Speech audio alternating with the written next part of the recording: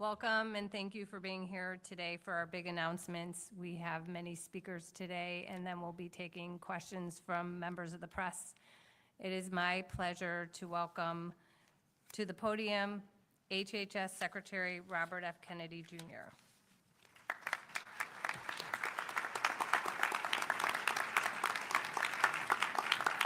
Good morning, everybody.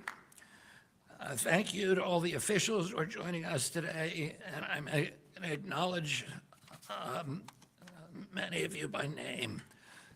It's a long list. Chairman of the Federal Trade Commission, Andrew Ferguson, Senator Bill Cassidy, Senator Marsha Blackburn, Senator Roger Marshall, Senator James Lankford, Congressman Doug LaMalfa, Congressman John Joyce, Congresswoman Diana Harshberger, Congressman Bob Onder, Congressman Robert Aderholt, Congressman Dan Crenshaw, Congressman Tim Walberg, Indiana Attorney General Todd Rokita, Texas Attorney General Ken Paxton, Deputy Secretary Jim O'Neill, Administrator Mehmet Oz, Director Jay Bhattacharya, Commissioner Marty McCary, and Admiral Brian Christine. And a special thanks to Chloe Cole for being with us today to bravely share her odyssey. Doctors assume a solemn obligation to protect children. Yet doctors across the country now provide needless and irreversible sex-rejecting procedures that violate their sacred Hippocratic oath by endangering the very lives that they are sworn to safeguard. The American Medical Association, the American Academy of Pediatrics, peddled the lie that chemical and surgical sex-rejecting procedures could be good for children who suffer from gender dysphoria. They betrayed the estimated 300,000 American youth ages 13 to 17, conditioned to believe that sex can be changed. They betrayed their Hippocratic oath to do no harm. So-called gender-affirming care has inflicted lasting physical and psychological damage on vulnerable young people. This is not medicine, it is malpractice. We're done with junk science driven by ideological pursuits, not the well-being of children. A peer-reviewed report published by the HHS Office of the Assistant Secretary for Health last month confirms that sex-rejecting procedures impose medical dangers and lasting harm on children who receive these interventions. So today we are taking 6 decisive actions, guided by gold standard science and the week 1 executive order from President Trump to protect children from chemical and surgical mutilation. This morning I signed a declaration: sex-rejecting procedures are neither safe nor effective treatment for children with gender dysphoria.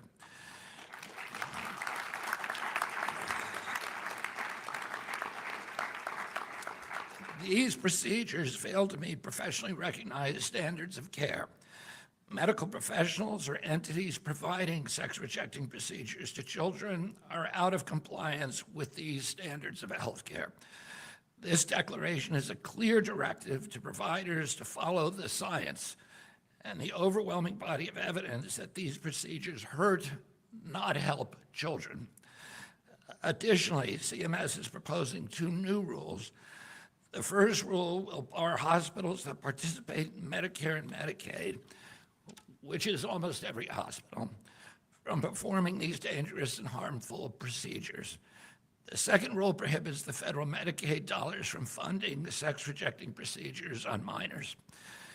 The FDA is issuing warning letters to 12 manufacturers of breast binders, which are medical devices used for purposes such as assistance in recovery from cancer-related mastectomies. The FDA is telling these companies that the illegal marketing of breast binders to children for the purpose of treating gender dysphoria commits significant regulatory violations and requires swift congressional or corrective action. If the manufacturers don't comply, they could face enforcement actions, including product seizures. Furthermore, HHS is also moving to reverse the Biden administration's attempt to include gender dysphoria within the definition of disability. My uncle, Ted Kennedy, was the primary author of the Americans with Disabilities Act and of the 1978 amendments that strengthened the Rehabilitation Act. The Biden-era amendments that designated gender dysphoria as a disability serve the commercial interest of a predatory, multi-billion-dollar industry that betrayed the original intention of those laws and gendered widespread public resentments against those laws among the American people and discredited the statutes in the public mind. These are statutes that were designed to protect the most vulnerable Americans, and the misuse of these statutes for these purposes injures the statutes themselves and injures other people who are entitled to that protection and who Americans want to see protected. Our proposed rule will reassure recipients of HHS funding that policies preventing or limiting the sex-rejecting procedures do not violate disability non-discrimination requirements. Finally, our Assistant Secretary of Health, Admiral Brian Christine, today signed a public health message to inform healthcare providers, families, and policymakers that current evidence does not support claims that puberty blockers, cross-sex hormones, and surgeries are safe and effective treatments for pediatric gender dysphoria. These announcements are grounded in evidence and shaped by compassion. President Trump has made child protection a national priority. The Make Our Children Healthy Again strategy demonstrates that commitment. Sex-rejecting procedures rob children of their futures. The Maha Commission strategy report calls for an end to over-medicalization of our children. Unnecessary medical interventions drive big money interests that push sex-rejecting treatments. Today's revenue for sex-rejecting drugs and surgeries in 2023 were estimated in one study to exceed $4.4 billion and on track to exceed $7.8 billion by 2030. One doctor was recorded callously describing sex-rejecting procedures as a big moneymaker. Hospitals rake in millions of dollars by convincing boys and girls that a lifetime of off-label prescriptions for estrogen and testosterone blockers, chest reconstruction surgeries, and more are the only way to achieve true happiness and belonging in life.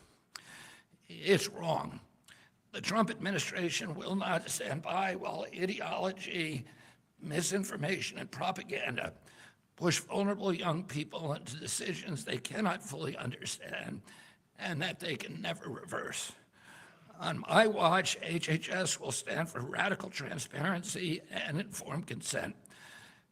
We follow the evidence, we employ gold standard science, we honor the moral obligation to do no harm. There is divine worth in every person, and it shines most brightly in our children. That worth commands us to protect them.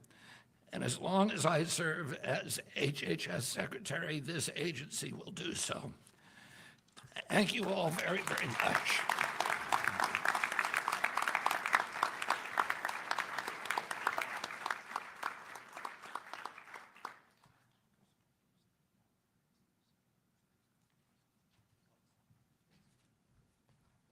Sorry, I thought I was last. I guess I'm not. Secretary Kennedy, thank you very much. His bold words tonight reflect a deep passion that he's expressed since very early in this administration, and it represents why HHS needs to be in the forefront of issues like this. The white paper that was crafted, it's several hundred pages long, but is actually a superb document, created a foundation for CMS, my agency, Medicare and Medicaid, to take bold action as well to address some of the challenges.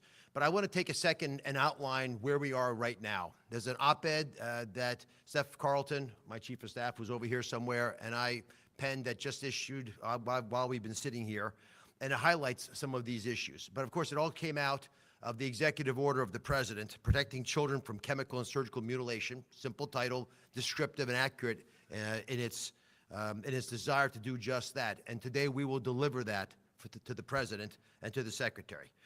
Many of you, as you walked through the front portal of this building, the Hubert Humphrey building, saw Senator Humphrey's quote on the side wall. And he speaks about the moral obligation of government to take care of those at the dawn of life, our children. 53% of children in America are in Medicaid or CHIP programs. So we provide insurance to most children, and commercial insurance follow us. But we are in a weird place in America where we have mixed politics and medicine. And do you know what you get when you mix politics and medicine? Politics. There is no medicine left. We witnessed that with bizarre statements, predatory actions, and many other activities that I think have forced children to the tip of the spear where they have brunt the burden of this toxic combination. We've been told that permanently altering bodies of children, and the children are told this as well, will bring them lasting peace. But few have achieved the inner peace promised by these charlatans, and the talking heads, the media personalities, the social media posts, all these have created a dishonest narrative. And of course, many of these children are left with the most tragic parts of all the treatments that they've succumbed themselves to.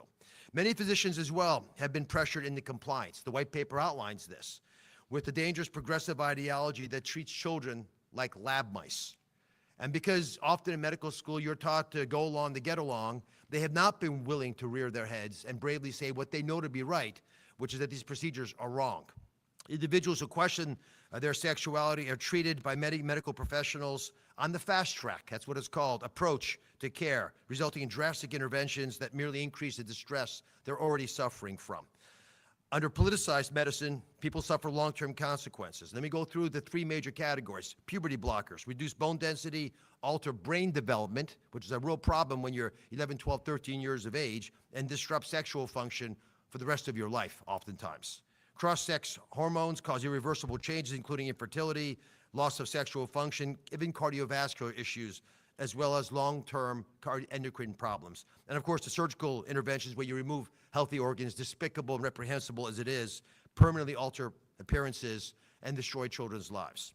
So let's talk a moment right now about the big question. This dangerous fast-track approach in invasive treatment, what it really does is slap a Band-Aid on a much deeper pathology, a much deeper problem, the underlying issue of gender dysphoria. It denies patients the opportunity to be seen for who they really are. The doctor can't look them in the eyes and treat them like a child that's confused and lost and needs help. They become an opportunity. They become eventually a victim. Reasonable evidence-based objections that a child's confusion might resolve over time have been ignored, even though it makes common sense, and it turns out from numerous studies now in Europe to be true. Again, we outlined these in the op-ed. And this is not how clinicians respond to the care of other pediatric issues, but it's how we respond to pediatric adolescent mental distress. And the medically honest approach is to at least start slowly, the least invasive possible, psychotherapy, counseling, including family counseling, evaluation of other conditions like ADHD and autism, and of course treatment of the anxiety and depression that so often is included with this diagnosis. There's lots of reasons we're having this problem. Social media is obviously a concern. There's been an explosion of discussions within children's groups about these topics. The surge has also been accompanied by healthcare professionals advocating that there's not going to be any opportunity to push a child to think twice about the decision they might have wandered into mistakenly in a whimsical moment. And 57% increase in suicide rates over the last great data we have, which is from the teens, is also a concern, with teenage children bearing the brunt of this. American taxpayers should not have to foot the bill for ideologically driven experiments on our nation's youth, and hospitals that we deem must meet the minimum quality standards of care and safety should not be conducting these experiments when we know so little about what is happening with our youth. Now the important part. For these reasons, and I can go on and on, this document, the white paper that the Secretary commissions over 300 pages long, we are taking major steps at CMS to stop a funding process that has led to irreversible medical interventions with two major actions. The first, we're announcing a notice of proposed rulemaking that ends taxpayer funding of sex-rejecting procedures for children in Medicaid and CHIP, full stop.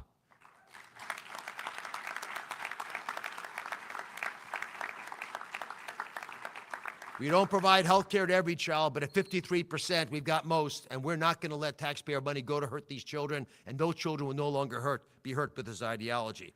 We know that inflicting these procedures on young people costs them and the Medicaid system countless dollars, not just in medical bills, but also all kinds of downstream issues, while providers reap the rewards. Too many providers inappropriately profit from carrying out these destructive procedures. And I'm just going to go through this grotesque laundry list of prices just so you're on the same page with what Secretary Kennedy started teasing at. According to a 2022 JAMA data, so it's very recent, the typical vaginoplasty, a procedure a child does not need, costs $60,000. Shockingly, a phalloplasty, the creation of a penis, costs, on average, in America, according to this data, high quality, $150,000 per child. I do believe, with doing some work, that these prices have continued to increase with increasing manufactured demand. And I must point out that the creation of a vagina, in that case of a phalloplasty, or a scrotoplasty where you add testicles, that's extra. This is a pathology that has afflicted the medical profession. It is shameful that clinicians have profiteered off this. I do not understand how it could possibly have been tolerated by the leadership of these institutions, but it will no longer be funded. And I can tell you, if they're so diehard desirous of helping children and they don't get paid, the question is, will they do these procedures? And I think we know the answer. The second big thing, that's $250 million over the next decade of savings to the taxpayer, but that's irrelevant to this issue compared to the harm to the next generation, to our future, because kids are always our future. Second, to reinforce the need to protect our children, we are announcing that certified Medicare and Medicaid hospitals, pretty much everyone in the hospital in the country, will no longer be permitted to perform certain sex-rejecting procedures on children. Any hospital that does offer sex-rejecting procedures to vulnerable populations of pediatric-age kids will no longer be able to participate in the Medicare and Medicaid program.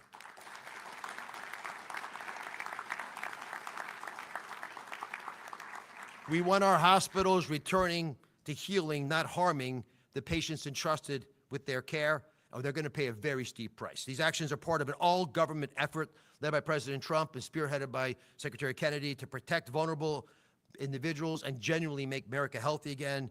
This is not just smart, science-based health policy. It is our moral duty, as Senator Humphrey mentioned 50 years ago. I'm passionate about this issue. My whole team is passionate about this issue. Secretary Kennedy, God bless you for pushing forward on this.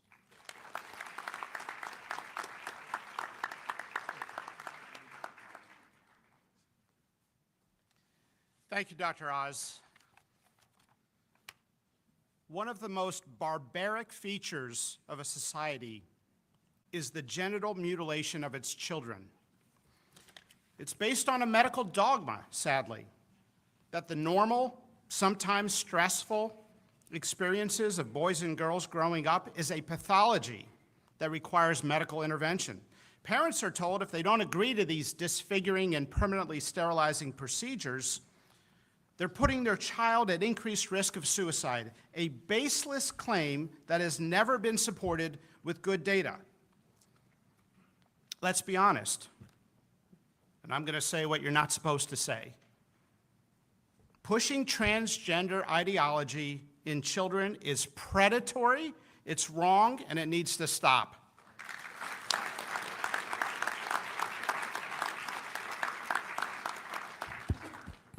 This ideology is a belief system that some teachers, some pediatricians, and others are selling to children without their parents knowing sometimes, or with a deliberate attempt to remove parents from the decision-making.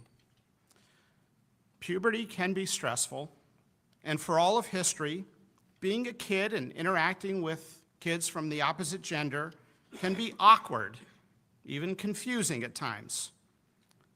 But to see now a society putting kids on a path of chest binders, drugs, castration, mastectomies, and other procedures is a path that now many kids regret. And Chloe, I've got to say, your testimony in front of the Hill was one of the best descriptions I've heard on this issue ever. Maybe one of the best descriptions I've heard of any topic ever presented in front of Congress, and it's an honor to be here with you.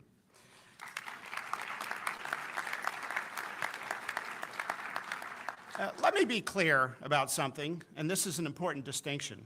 Sometimes it doesn't get mentioned.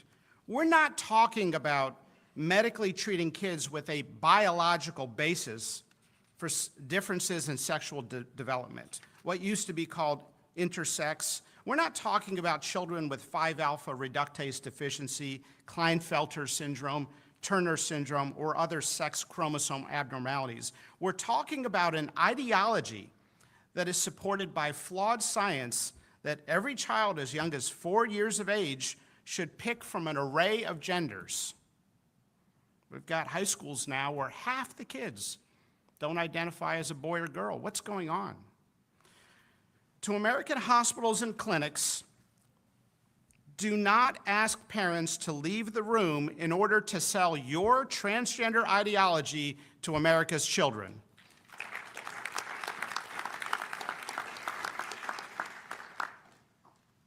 How is it that a child cannot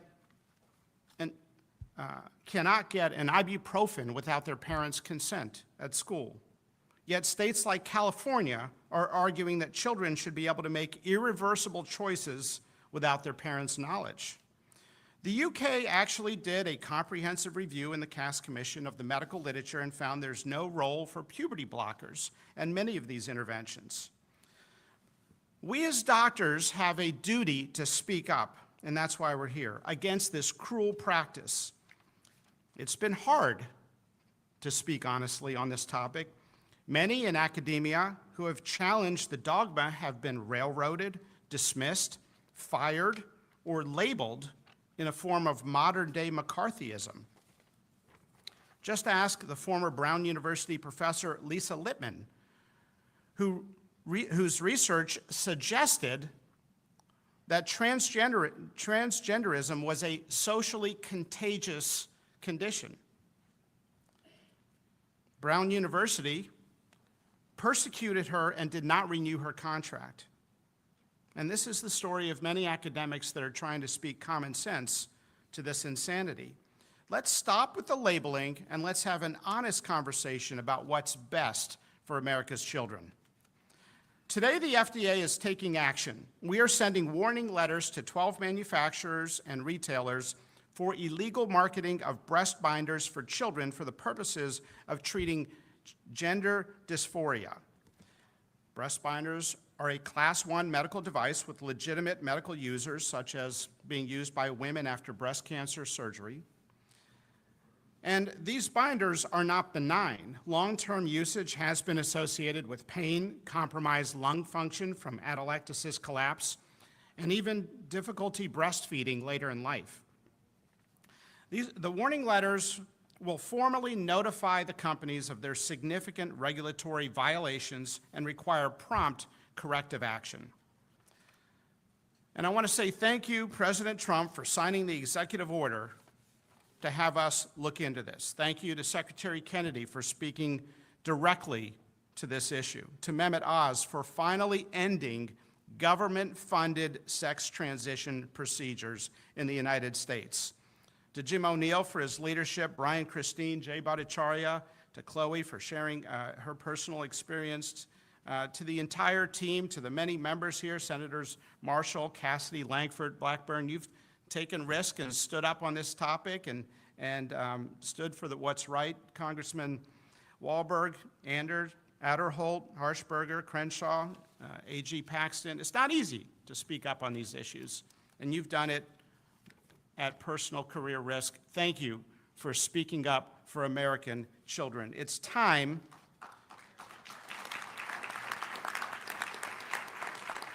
I can't tell you the number of people that said, don't talk about this issue publicly. You can talk about everything else in medicine, but do not ever talk about this on TV or in any public forum. You've probably gotten the same advice. But we're going to keep fighting for American children.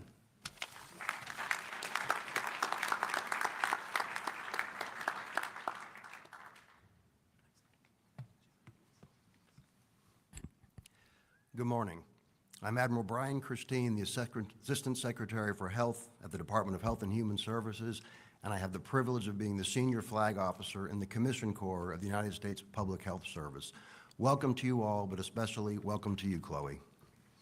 Today, we are taking decisive action to protect America's children from chemical and surgical mutilation and to restore evidence-based medicine and gold standard science to the forefront of federal health policy. What we found in our gender dysphoria review was truly alarming.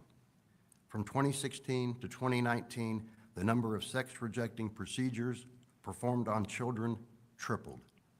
And despite the mounting evidence of harm and the reversals by European countries, the previous administration and my predecessor were driven by a warped ideology and a radical political agenda.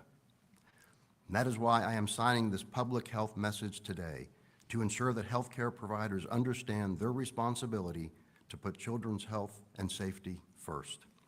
As medical professionals, we have an ethical obligation to provide excellent care to our patients informed by the best evidence we have. And as such, we should refuse interventions that pose risks of unnecessary harm because our first mission is to do no harm. For the safety of our children, medical professionals should refuse to provide puberty blockers, cross-sex hormones, and surgical interventions. Instead, we must prioritize comprehensive psychosocial assessment and support. We must address co-occurring mental health conditions, and we must provide compassionate, developmentally appropriate counseling. And finally, we must educate young families about the incredibly weak evidence for these medical interventions. And let me be clear about this. This is not about politics. It is about science. It is about safety. It is about radical transparency. It is about trust. Our mission is to ensure that every American child receives medical care that is evidence-based, that is ethical, and worthy of the public's confidence. For America to be healthy and great again, we need strong, healthy boys and girls who will have the chance to know the joy of coming together as one and starting their own family one day. And if they are subjected to these vile, sex-rejecting procedures, that cannot happen.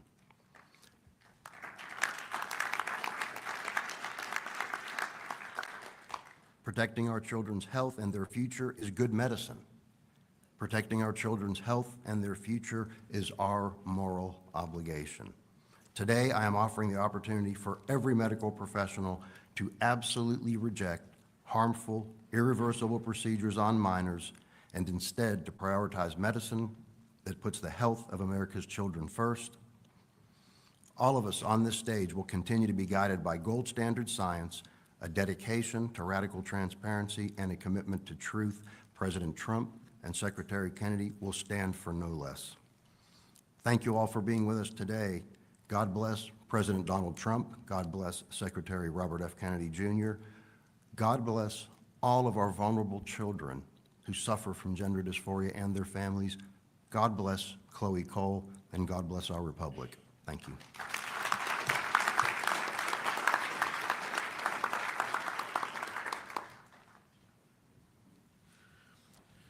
I'm Dr. Jay Bhattacharya, the Director of the National Institute of Health. I was thinking about how we got to this moment today, and I was thinking about the power of science. And normally, we at the NIH, and I should say, as in myself in my own capacity in my career, I've always admired the power of science to do good for the world, to help us understand how the world works, to develop cures and treatments. But today is not a day to just talk about that, because we've also seen in this sorry episode that will go down as a dark episode in medical history of how the power of enthrallment to a false science can damage and harm lives. The hijacking of scientific institutions, the hijacking of scientific journals for the purpose of essentially enforcing groupthink is tremendously powerful. We saw this during the pandemic, and we've seen this in this episode today, that the idea about whether you need to have extraordinary interventions to halt the puberty of a child in order to prevent them from committing suicide.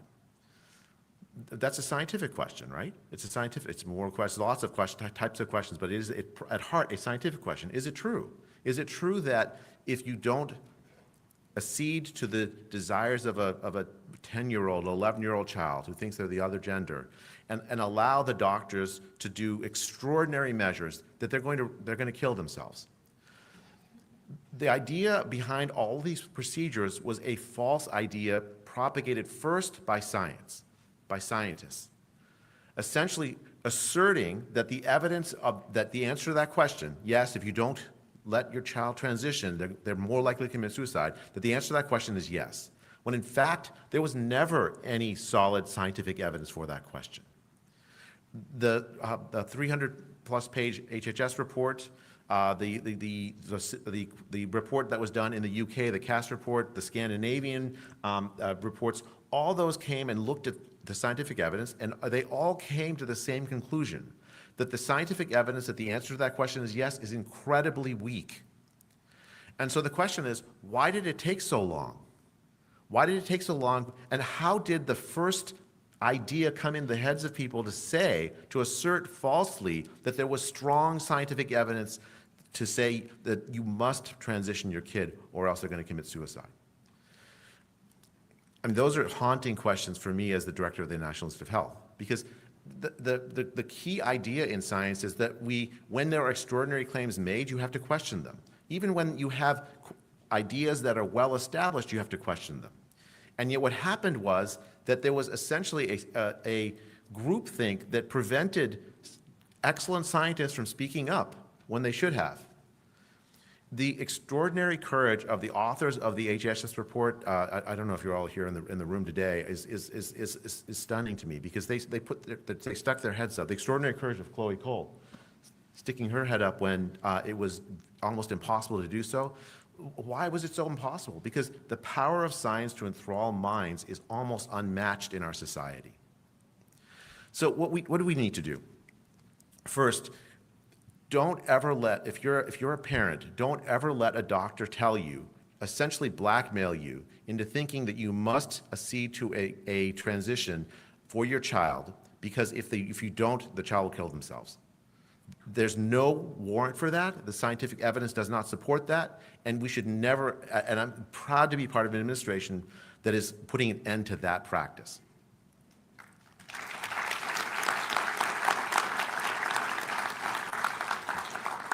Second, this is the policy announcement.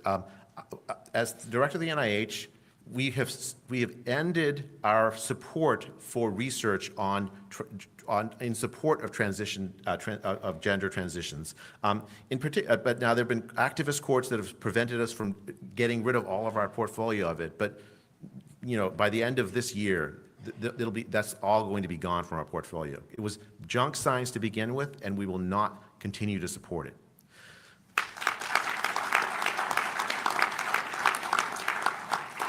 Let me tell you an anecdote about this. There was a researcher that the NIH funded that did a study of whether, to answer the question, was it more likely that a child who didn't transition would commit suicide? That researcher found the answer was no. But because the researcher's ideology was so enmeshed in this, because if the answer is no, that means she might get canceled, she refused to release the study, refused to release the data. And we at the NIH have got the data from this researcher and made it available for other researchers to do replication studies and work on. I'll tell you, I think to me that is an absolute violation of what it means to be a scientist. When I find data that disagrees with my priors, my ideas about the way the world works, I change my mind. Actually, the easiest way to always be right, when you're wrong, you just change your mind. It's very simple. That's the beautiful thing about science. So I made the announcement already about no longer funding this, but the second announcement, and this is really, really important to me. There are thousands of kids that have undergone this transition, and many of whom regret having undergone this transition. There are thousands of kids that are in mental distress because they've been through this, families torn apart. We are going to fund science to help them, because what I don't want is for the answers to those families to be based on basically no evidence or presumed knowledge that we don't actually have.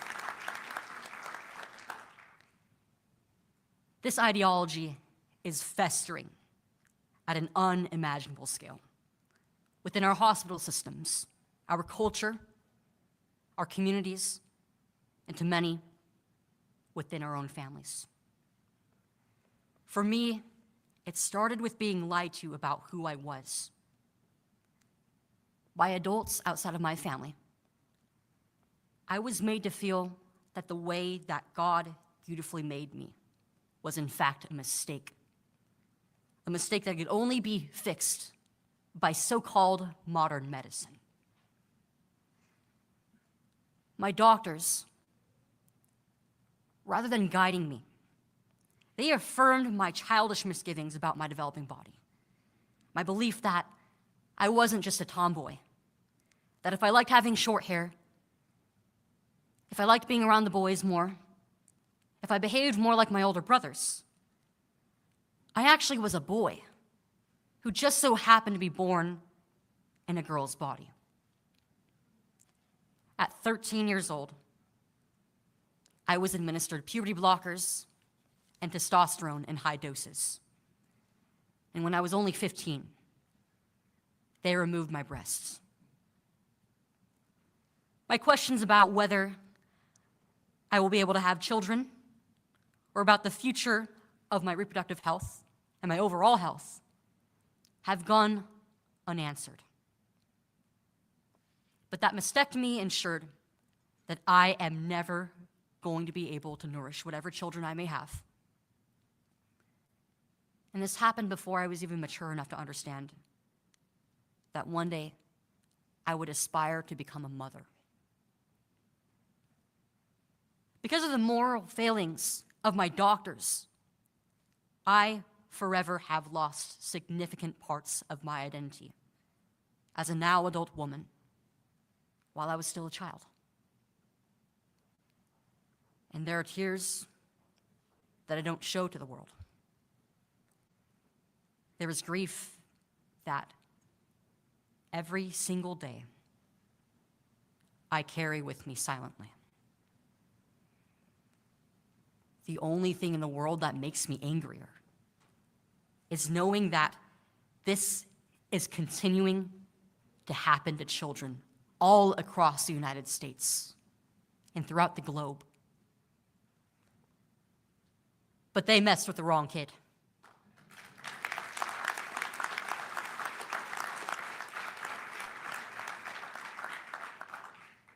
At 16 years old, I rejected the lies that I was sold.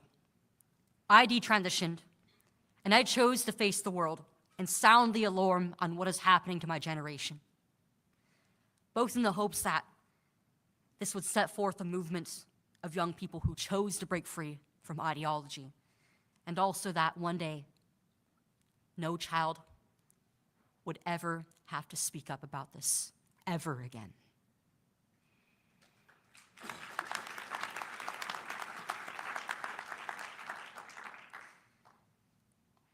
And what this movement has achieved in such a small amount of time is far greater than I have ever dreamed of. 26 states now have passed laws to save children. Laws that all have been upheld by the Supreme Court earlier this year. President Trump has signed countless executive orders to fight for biological reality, to fight for the protection of our kids. My own lawsuit filed by Center for American Liberty is finally moving forward. And of course, the Department of Health and Human Services has been a decisive part in our wins this first year of Trump's second term. With the release of the peer-reviewed gender dysphoria report, it has become official US policy that these treatments in children are questionable at best, life-shattering at worst. And this industry needs to be challenged and taken down for the sake of future generations.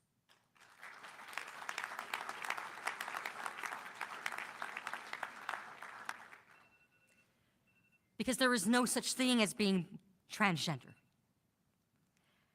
nor children born in the wrong bodies. Every boy and every girl deserves to be loved the way that they were beautifully created in their mother's womb. And to the young people out there who are struggling with this mental illness, I want you to know that there is a better way out. And it's not too late to accept the beautiful way that God has created you.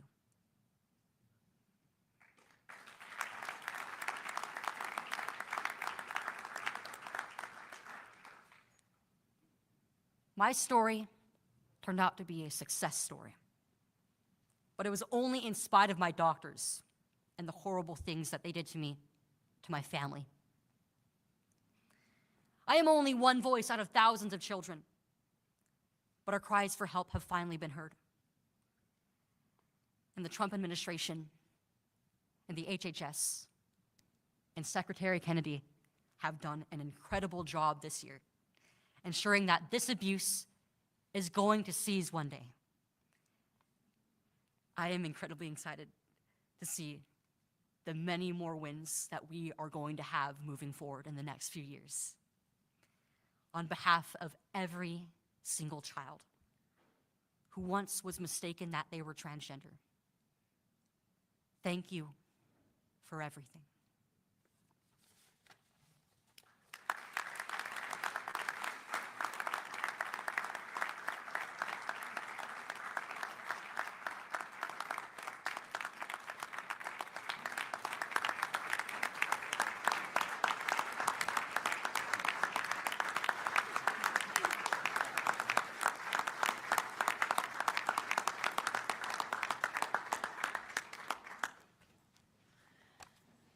Thank you, everyone. Thank you for all the comments today.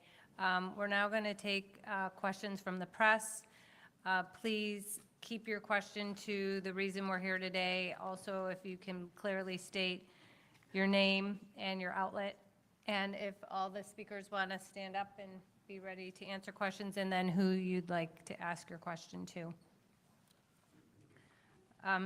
Sarah? Hi, Sarah Overmall from CNN.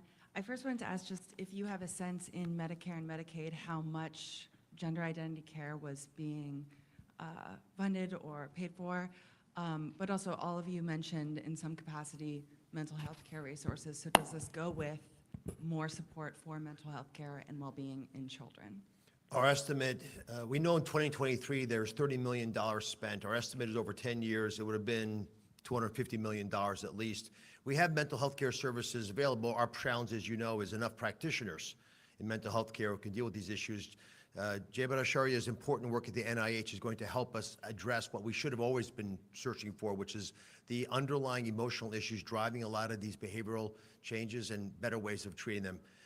And I'm confident that with the money that we save, we have plenty of resources, but we had them anyway to deal with this problem the right way. Putting a Band-Aid on this problem using aggressive surgery and chemical approaches was never wise.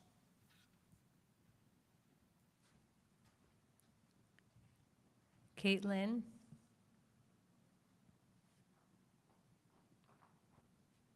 Hi, this is Caitlin Richardson with the Daily Caller News Foundation. My question is, do you think that we need medical billing codes for detransitioners or those who face adverse reactions from sex change procedures?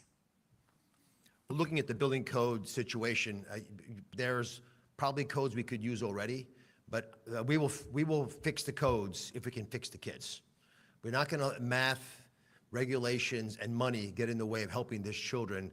For the same reason, we don't want to allow any of those resources to be used in a perverted way to harm children. These kids, and we've all spoken to this, their prefrontal cortexes are not yet mature scientifically. So condemning them to decisions that they make whimsically at those ages, no parent would allow to have happened. And I believe these procedures will fall in the deepest abyss of dark periods of American history like prefrontal lobotomies represent today. They should be a prehistoric relic that brings shame upon the profession.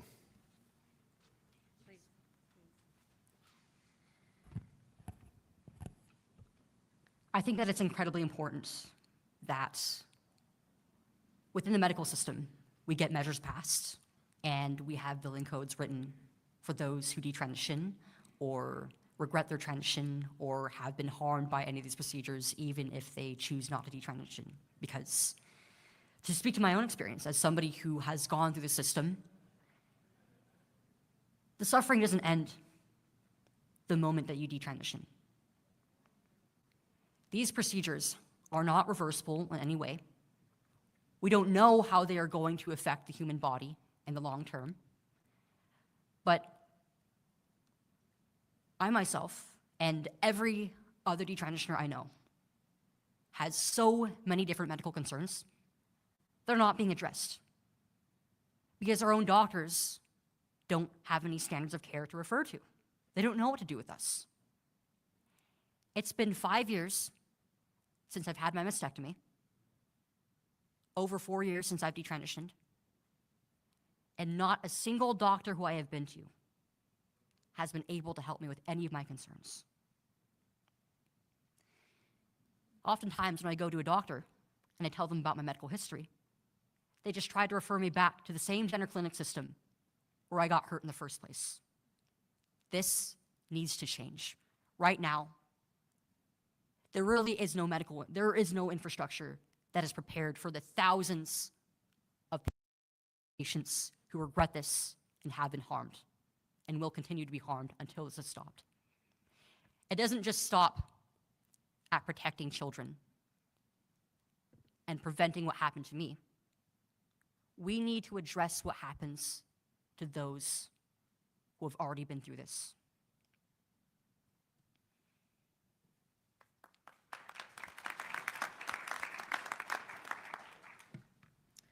Michael?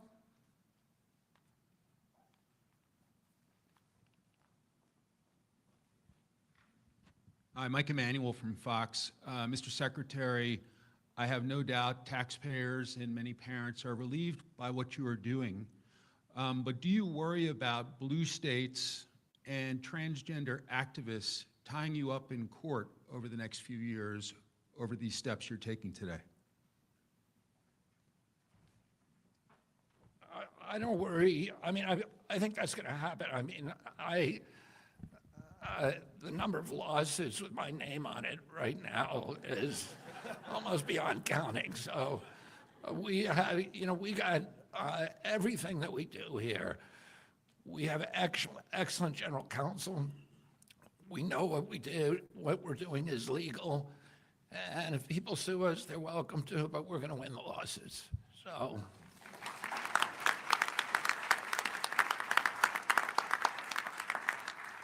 Jonathan Brown. Hi, Jonathan with the Christian Post. What effects do you believe that these standards will have throughout the world in places where they're also struggling with these issues? So this department, under President Trump's previous term, launched the Geneva Consensus Declaration, which is a multilateral organization of many other member states that support each other on this issue as well as other social issues. I just had the honor of speaking at the annual meeting of the Geneva Consensus Declaration about 6 weeks ago, and there was a lot of support. As you heard, there's been a lot of reference to scientific studies in other countries here. I think the report we've all talked about today that was published here will be read around the world and translated. So there is a lot of cooperation between many nations. That's right there.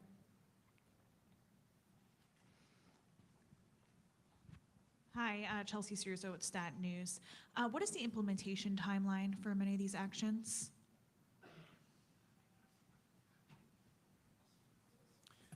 The notice of proposed rulemaking generally is a 60 to 90-day period of comment, and following which we will evaluate all the answers and thoughts and recommendations we hear and issue our final ruling.